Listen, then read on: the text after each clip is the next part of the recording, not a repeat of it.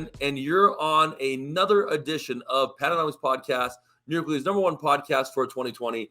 And today we have one of the innovators and leaders in fitness and Icon Mills, the one and only Todd Abrams, the CEO of Icon Mills. How you doing, my friend? Doing well. Thanks for having me on, David. Appreciate it. So, you are a man of many, many talents, right? Right now, you're running around, you're doing all these crazy things. But you started something that was so amazing, that's life-changing, that's innovating. Tell us your story of kind of how you founded Icon Mills and kind of got to this multi-million-dollar giant company that's changing lives. Yeah, I think it's actually a passion project. My background inside of this is really not in this space. So when I came into this space, people were like, what are you doing in food? You've been in technology, you've been in software. Prior to this, I had a software development and hosting company for past 14 years. But like I said, a passion project. 2014, we sold the Layer Technologies, which was in the cloud computing space, and got into food. And it stems from me really, I guess, being the fat kid growing up, right? It wasn't always in good shape like I am today. Nickname through all adolescence and high school and stuff was Lumpy. And just even though I knew like, hey, I needed to work out and eating and stuff, I was sort of putting everything in my body. And to me, it's really, I guess my life's changed a lot over the past, I'll call it 15 or so years. Once I really understood the element and how to incorporate food as a tool into, I'll call it your arsenal, and really what food can do for you. And I think it's most prevalent over the past 2 years, just with everything going on, right? If there's so much that people don't understand really about the element of food. And I truly believe like it is a resource that can change people's lives in many, many ways if it's applied correctly. And there were some other companies out there, I had some friends doing different things. I didn't like what they were doing with the companies, the different preservatives and options that they provided. So thought, hey, we can do this better. We can do this to get it exactly what we want. And then started down this journey and a lot of lessons down this journey. It's a lot different than a lot of other industries. When you go from an industry from where you're at to what you're trying to do in food and food prep and food production, and you're looking at all these economics that are happening. I mean, we're in the food business as well. You literally, it's almost impossible with the rates that we're getting to have to charge a consumer that higher rate. It's a very dangerous middle ground, right? And as a CEO, you have to make innovative and smart decisions that can maintain your bottom line, but still help your consumer and maintain your customer base. How do you deal with such an external, not an internal, but a global external problem that really is something that you have to make adjustments towards? So I think it goes back to planning originally, right? And it goes back, like everyone knows how screwed up the supply chain is. But prior to COVID, I think it goes back to some of the relationships we had in place just with our vendors on certain product. I'll use not even food. Let's take whey protein, for example, right? Going up 60, 70% but we had futures contracts locked in. And even though it goes up, you have some padding in there. And then once we did see this and how things were turning, we started with suppliers, building additional suppliers. All of a sudden suppliers, as you know, would raise rates and get, I'll call it greedy and stuff. So we were paying cash, which not necessarily saying we had, but we'd find ways to make it work, right? So on seeing things coming from overseas, like trays and film, and then where you have petroleum is pretty much a part of everything, right? So that raises cost. And again, though, I'm probably sitting on at least 9 to 12 months that was forecast way back. We took that on a cash basis, stored it, et cetera.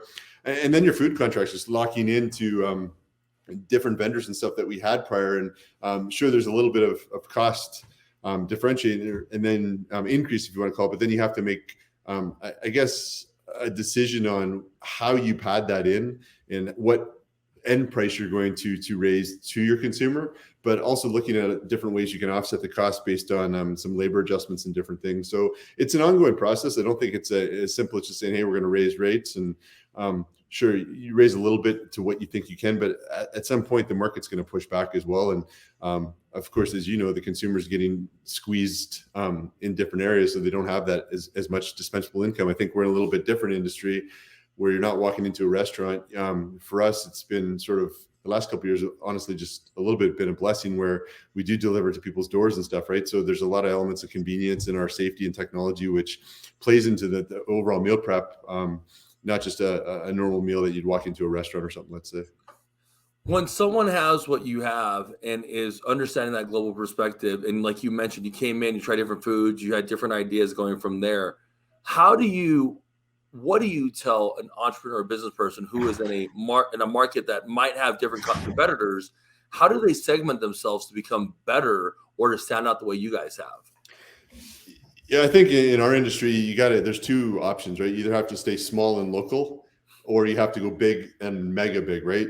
In between is where everyone gets screwed, and I'll call it, has a harder time, just because when you stay local, then you don't have the additional shipping costs. You have different things, right? Or if you're going to go big, that's where the path that we chose, where you go and you are a USDA fully inspected facility, FDA, you get a lot of different compliance issues. And I think that's one of the biggest things for me. It's educating the end consumer what they don't know, right? I'll give an example.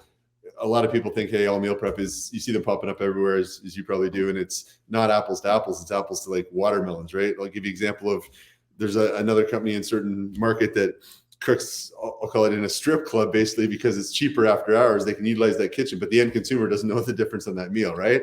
So it's how you differentiate yourself, and then how you put that plan in place. So like, I would never, and it's pretty bad, I wouldn't eat a lot of other companies' food just based on, I know what I know now based on over those 6 years, right? So from the standards and different things, there's no one leveled body. So you have to make those decisions. Like when we put our HACCP plan in place, right, our critical control mechanisms, a lot of companies go out and they'll outsource that, and they'll get a consultant to come in and you pay them 50 grand or 100 grand. But then the problem is, you and your internal team don't know how to even act upon it, right? So we didn't know any better. We didn't have the cash. And again, we made a lot of different mistakes, but along the way, we've done things sort of, I'll call it that whatever it takes mentality to continue to grow, to continue to learn, put pieces in place, and try to keep a higher level. And again, we started from day one doing shipping all across the US, Puerto Rico, Hawaii overnight.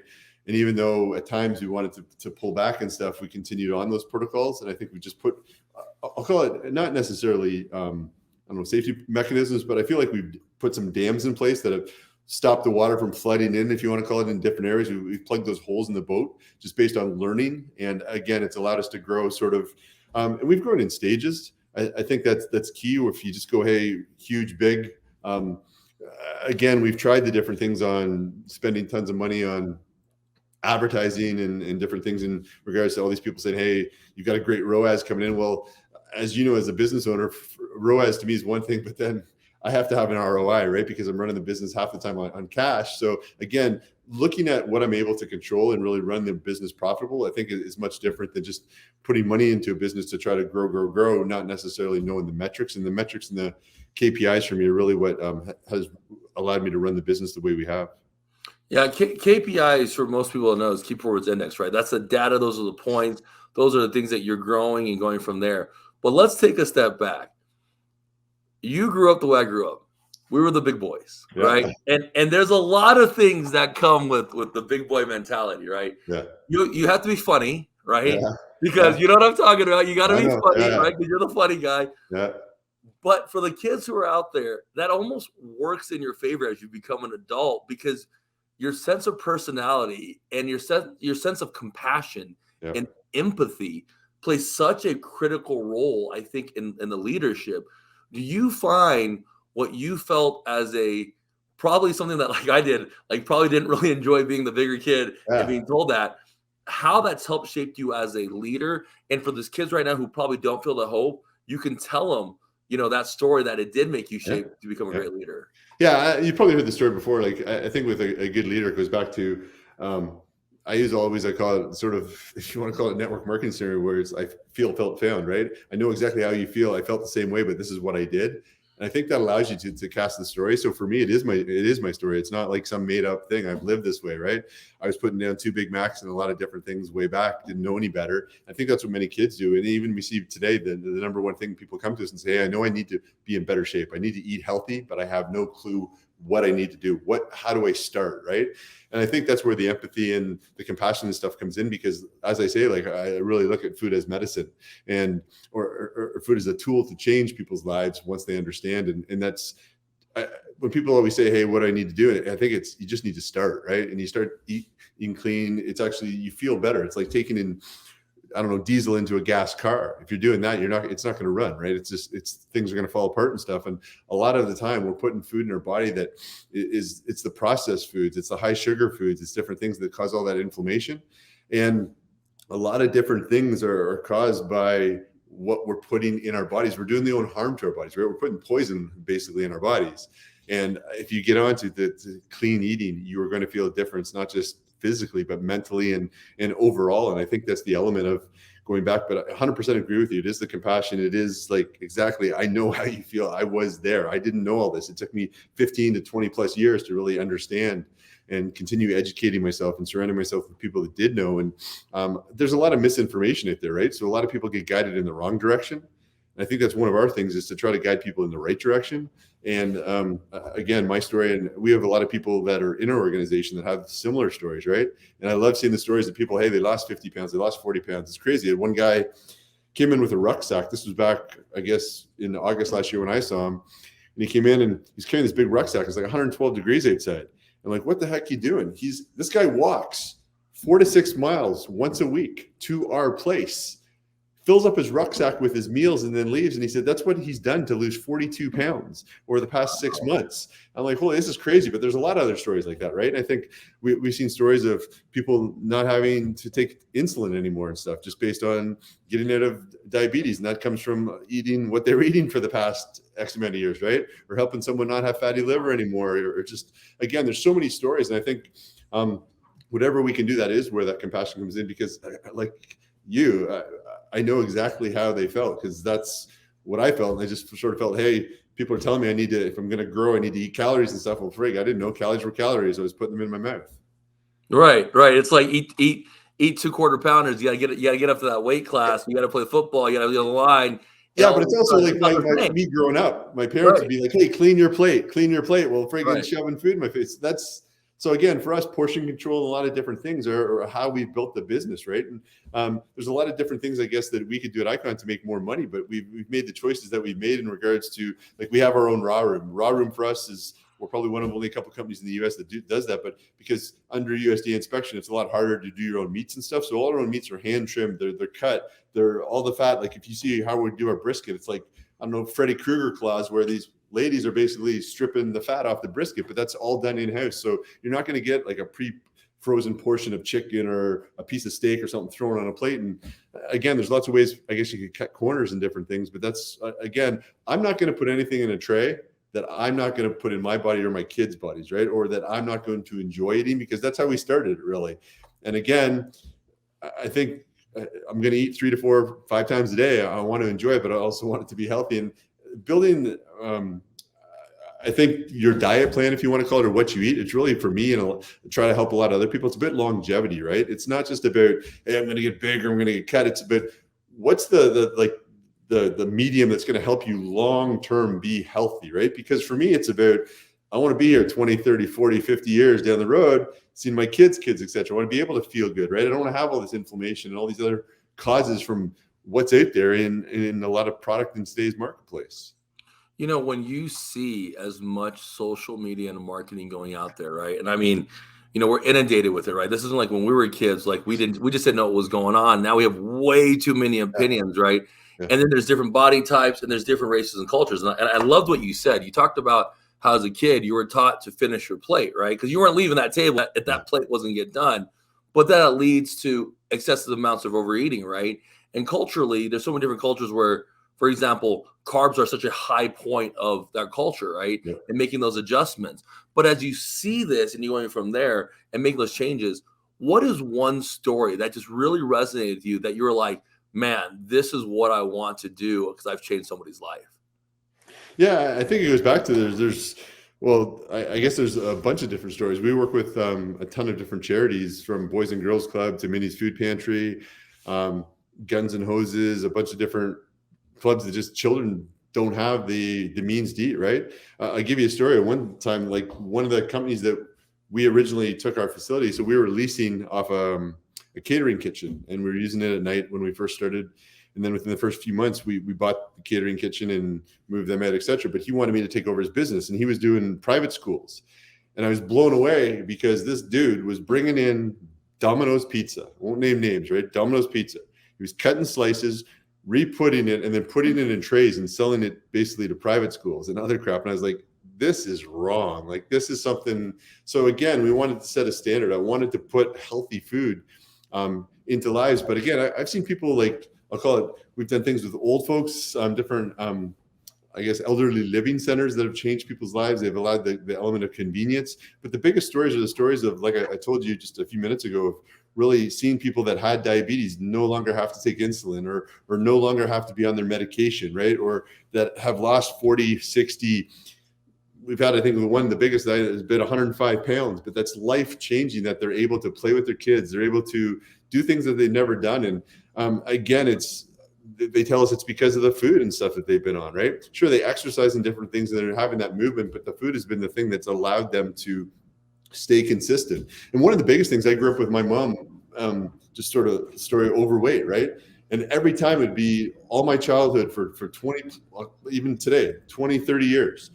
She gets on this kick and it's Nutrisystem, it's Jenny Craig, whatever. But then as soon as she gets off, it's like up and down, right? The whole thing, I've seen her 60 pounds, 80 pounds, 60 pounds, 80 pounds, 40 pounds, 100 pounds, etc. That's the worst thing for you. So if we can build something, and it's frustrating to me because I can't ship to her in Canada and stuff, but I see that with so many different diets. It's yo-yo diet, right? And they're always coming back and they want the fat or this and that. But if I can help someone to maintain, just get them eating and get them on a level playing field, and then start making adjustments, and they see slow changes over time, that's what brings a smile to my face. Being able to provide meals that allows someone to make a change in their life that's affecting not only them, but their family and other people's lives. That's what I get satisfaction of. What's amazing about that is you talked about how you help the kids, and there are a lot of kids out there who, like you said, I mean, heck, they might not even be able to get the Domino's pizza. I was one of the kids, right? Like, I was homeless, and everyone knows that story. Like literally just eating whatever was available because we would starve. Yeah. And as the school system has become more public, and it's a little bit different from when you and I were kids, I would imagine. You and I were kids, we were gunners. Like, those rules didn't apply. You could sit in the back of a car in the very, very back and play Uno and not have there we go. Yeah. There was no belts, and you were okay, right? And now it's like the world has changed. But with that, that's become education. Where do you see us as a society in the U.S. and how we're teaching the youth about food? And how bad is it become so far? It's become like false advertising, I'll call it marketing, right? Like, you've seen all the studies, and you know Jesse Itzler and different people in regards to, Jesse's got like a $500,000 challenge for anyone that comes back and shows them why, like, the Flintstone vitamins are the right ingredients and why doctors would recommend them for the children, right? Or the breakfast cereals that are full of sugar and full of friggin' artificial flavors and all this crap. I was actually at a mastermind this weekend that was mentioned to you before, and one of the gentlemen that was speaking on stage, I don't know if do you know Gary Brecka? Mm-hmm. He's the head of for 10X Health for Grant Cardone's, and just blown away by some of the studies he was showing us, right? But he says, like, look, when someone comes back and they have this condition and stuff, it's not necessarily a condition, but what does Big Pharma do? They try to just throw, I'll call it, poison at it, right? And fix it and go away, and it's a money thing, but it's really like a deficiency in an actual gene. And how do you fix the deficiency? You put something that's supposed to be there, not in it, right? And I think that's what we're not doing. So when food, and it becomes, hey, what do children recognize? Like, my little guy, if I let him go, he'd see like Lucky Charms and think, oh, he could eat Lucky Charms or whatever, all because it's been put in his face, right? Like, and he sees the characters and the colors and this and that, and it's a bunch of BS we're being fed. So it's, how do you get your children to understand that? Like, and a lot of people, as you probably have heard, like, they think, hey, healthy eating has to taste bad, right? But it doesn't, okay?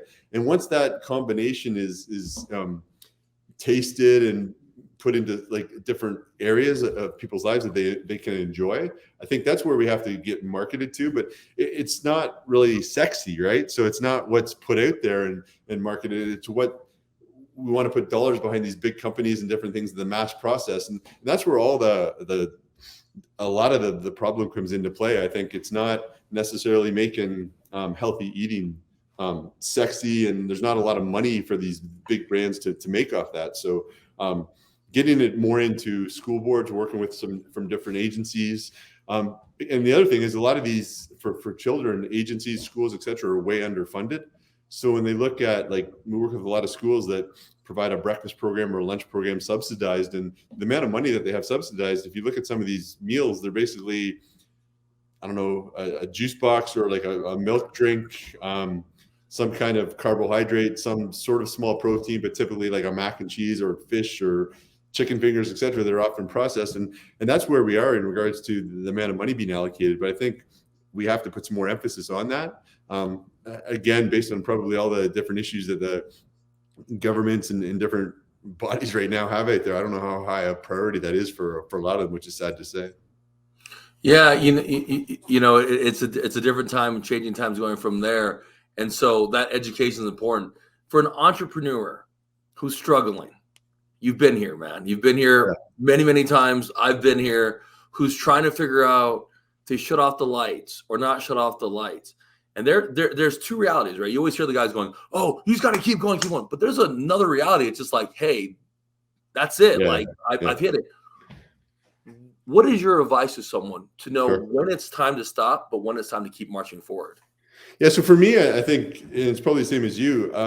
I don't know any different. I've never worked for anyone, right? So for me, people always say, "Oh man, you're crazy. Like you're risking that." And even go back to tell you a story of my wife. Like when I sold the last company, I had 14 years. When we started that company, I had no money. I was just having my first kid, credit card debt, etc., to build that company. And then I came back 14 years later, and we just found out we're having another kid, and it was crazy because I got a 22, a 17, and a 5-year-old.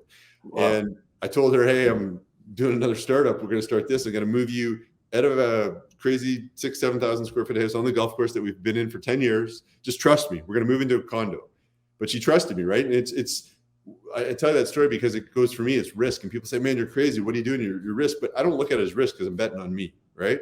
And my mentality has always been whatever it takes. Like I don't question like, "Hey, is this going to work?" It's looking at them always, I think, from a mindset. And I don't know any other different way to operate, right? It's for me, I'm looking at solutions. How can you provide the solution? And it's understanding that the problems or issues you have in a company typically or in your life are only for a moment in time. So you have to make that decision. Hey, and for me, it's been a learned, I'll call it behavior or learned procedure, where I have to look at it and say, okay, how is this thing going to affect me tomorrow or in an hour or in a week, etc. And then really be able to judge that. And one of the things for me in life and in business, I have a saying, I say, better is perfect, because I know a lot of people in business and in life always wait till something is perfect. Hey, I'm going to expand when I have this capital, or I'm going to do this when I have this, or I'm going to hire on another person when I get this next big deal. But nothing's ever perfect, as you know, in life or in business, right? Far from it. But if you work on like bettering those little areas of all your business, all your life on a daily basis, you will get closer to that strive of being perfect. So for me, it's a mindset. And then it's also the vision you carry, as far as how you carry that vision in your company. And I see a lot of CEOs like up and down, ebbs and flows, or an entrepreneur that maybe have a few other people working for them. And that carries into that culture. So if you're questioning, or you're like the worry ward or whatever, if you want to call it, it affects everyone else's behavior. So you have to, even though you might not be feeling on top of the world, you still have to cast that vision, and then you have to put the pieces in place. But again, for me, I think at least I look at risk a lot differently, because I don't look at it as risk. I look at it as risk if I was betting on other people.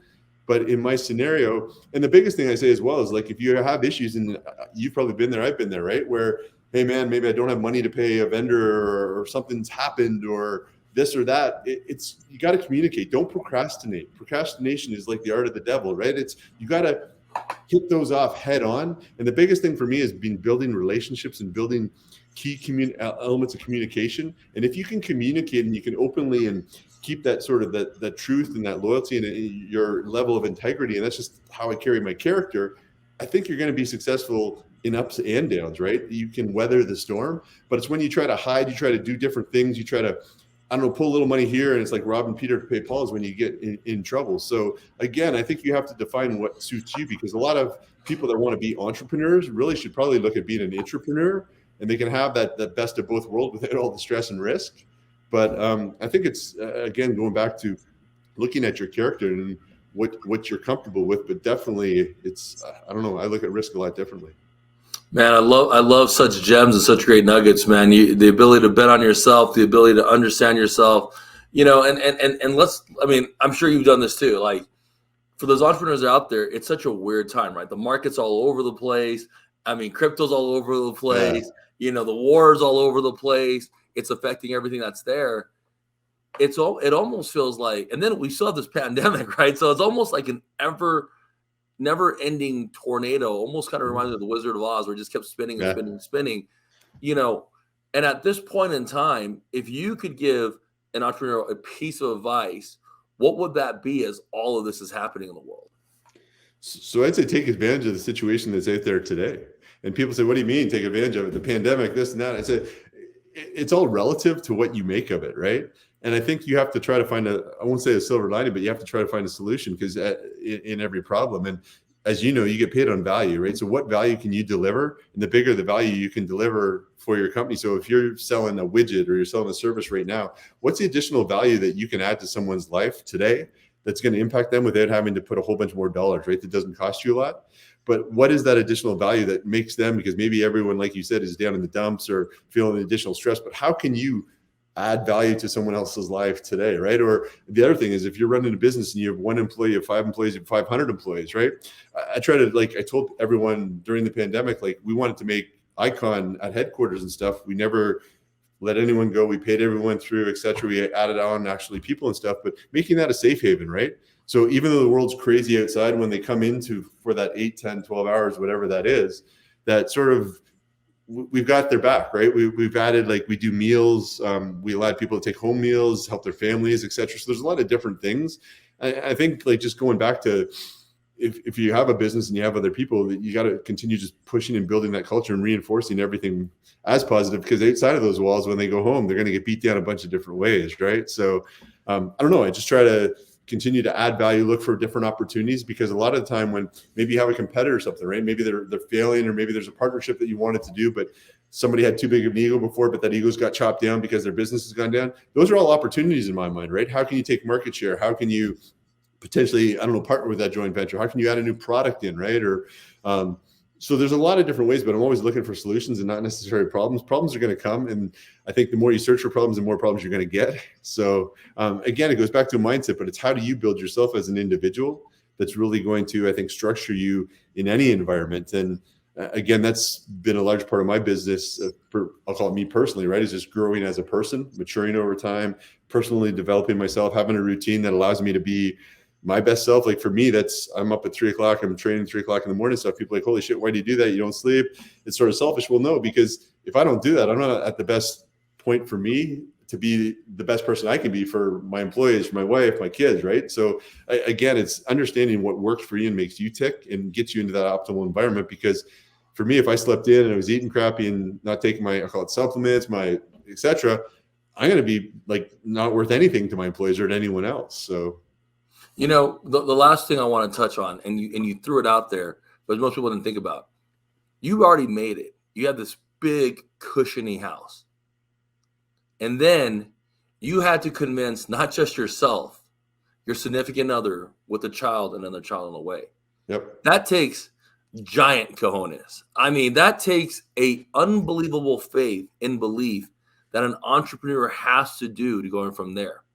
But there's a lot of fear. And there's an overwhelming amount of fear, because now it's not like when we were alone and we can do this on our own. If it doesn't work, oh, well, we'll figure it out. You have real world adult issues. Mm-hmm. What made you stay so focused? That clearly was the right path to make it work. Again, for me, it's about risk, not like when I bet on me, it's whatever it takes. I don't look at that as necessarily risk. I look at that as a step for me being able to build back up, because I have confidence in myself that I don't look at it as like, oh shit, I'm going to go bankrupt, or I'm going to do this, or we're going to lose the house. It's something that I think that's one thing that's key. If you're in business, right, you have to have the supportive partner. And she's trusted me like crazy amounts of time where, yeah, we did sell, like it took a couple $1 million and rolled it into a business and stuff again. But it's, again, I don't have any questions in regards to, hey, I don't, whatever it takes as far as how many hours it takes to build, right? Work ethic, I believe I have. And I know if I add value and continue to push forward, that I knew the money would come. So it's not necessarily looking at, holy crap, it's not a short-term vision. And I guess not something that, I don't know, before when I was younger, everything was materialistic, right? It's not, it's a learned process over time that put a plan in place. And it took me, another couple of years, but I promised my wife that we'd build another house and stuff, and she could build whatever she wanted. And that's what we did. So it's, again, a mentality, I think, shift that you have to have the confidence in yourself. And a lot of people don't have. So what I tell them, Dave, is basically, if you don't have the confidence in yourself, find someone else, a mentor, someone that has more confidence in you, right? And then you need to work with them on that with you to build that confidence, because that's one of the most important pieces in business. If you can't have confidence in yourself, you can't have belief in yourself, then I think you're going to have a problem. And one of the things a lot of people say is, well, man, I don't have the money to have a mentor. I don't have the money to do this and that. And I think that's one of the biggest key things that's helped me is really investing in mentors, right? In coaches and a bunch of different places that I pay people. Even when I had no money, I found money to work with coaches, because I need someone to be harder on me than I am on myself, and really hold myself accountable. And I think that's a trait then that's rolled into me, to hold myself accountable. So it's not like, hey, I sold my house and didn't have a plan. Go, holy crap, we're going to throw everything up in the air. We're going to put this on red or black and see what happens. I had a plan in place, and that was just part of my plan. So I think it was, I'll call it calculated risk, and nothing's really like 100% ever guaranteed, but I had a calculated risk on what I knew I was going to do. And I had X amount of, I'll call it months runway that I put in from the sale of my house, et cetera. So I had that timing and I had a plan in place. And I think that's a whole part of it. It's not just jumping in with, when I say like, I'm all in, but I'm all in with a plan, right? And I think there's a difference than all in with just hoping and luck, because again, luck's one thing, but again, you have to build your own luck and you have to have that plan.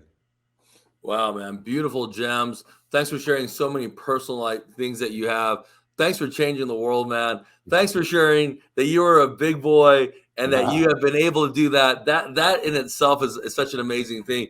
Todd, give everyone your social media handles and of course the Icon Meals information as well. So for Icon, it's across all social media platforms at Icon Meals.